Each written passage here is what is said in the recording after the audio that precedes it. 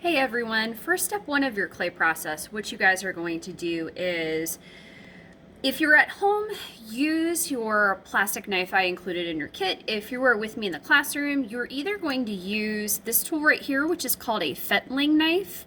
Potters use it for a variety of different purposes. Please be careful, it's the equivalent of a butter knife. It does slice through things very easily. Or if you're with me in person, you could be using a needle tool. Again, this is very sharp, very pointy. Please, please, please be careful of it. We'll go over the rules for both of these when you're in class. If you're virtual, you're gonna use your plastic knife to slice through.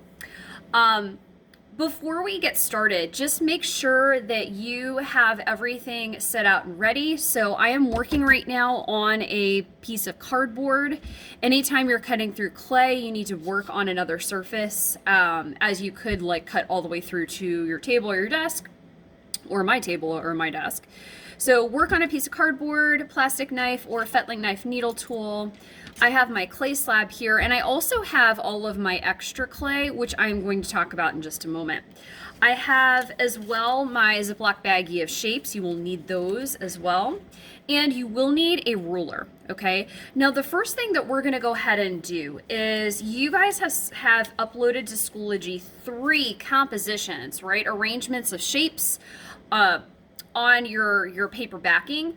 And so out of those 3, you're going to choose one of your composition, one design to create on your clay tile, okay? So using that photo of your work, you're gonna create something similar here, okay? So in order to make it a little bit similar, what I'm gonna do is use my ruler and create my same tic-tac-toe grid, okay? Now, a couple of things.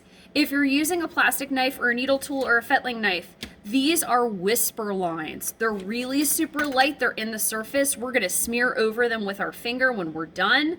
So we do not wanna carve these in, okay? So I am going to put a little mark, barely there, at the 2 and at the 4, all the way around. And I'll show you what I mean about keeping those lines really super light. So 2 and 4. 2 and 4. Remember, this is a 6x6 tile, so dividing it in 3 gives us a mark every 2 inches at the 2 and the 4, okay? And then using, again, plastic knife, needle tool, fettling knife, whatever it happens to be, you are going to do this super light, like barely there. In fact, on camera, hopefully you guys can barely see it. So what I'm creating is my rule of thirds grid, my tic-tac-toe grid, okay?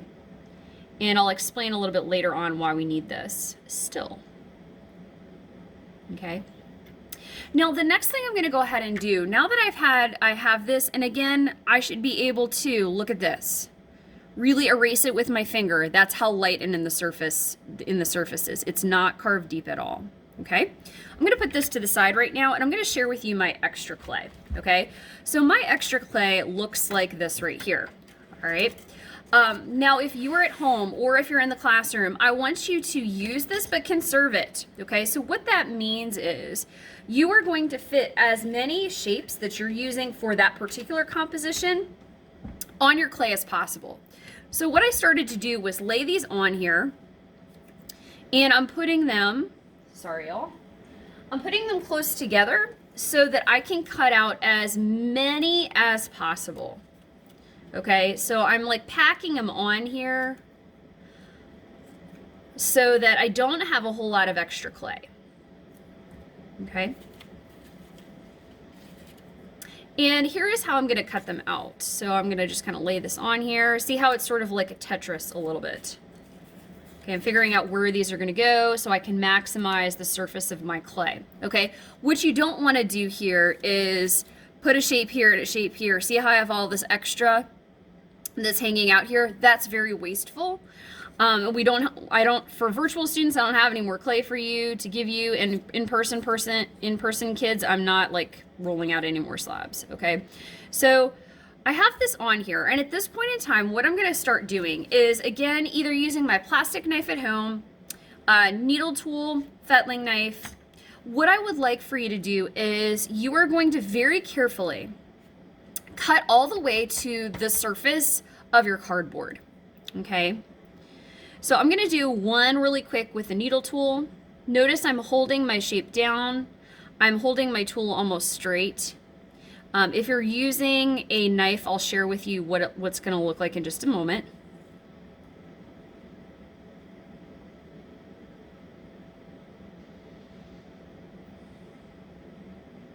I'm taking my time with these because if you cut them and it accidentally squishes, it's just a pain to have to redo it, okay? So when I peel this up, this is what it looks like, all right? I have this shape. It's ready to be popped out of the surface of my clay because I cut all the way to the cardboard, okay? I'm gonna do one more with the knife. So fettling knife or plastic knife, here's what this is gonna look like. I am gonna hold this. Not necessarily straight up and down, but almost more at an angle. And I'm gonna take my time and I'm holding the shape down.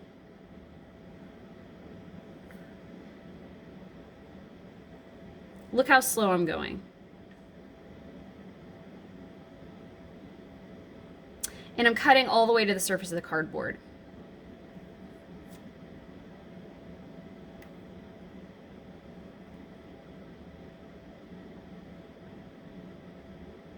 All right, so if I peel this up, again, this is what it looks like. This is basically ready to be popped out, okay? What I'm gonna do in the meantime is I'm gonna continue to trace all my shapes on my clay. Remember, you wanna pack as many on there as possible, so think Tetris, all right? Using your tools, cut them all the way to the cardboard, and we'll talk about attaching pieces to your clay tile in just a moment.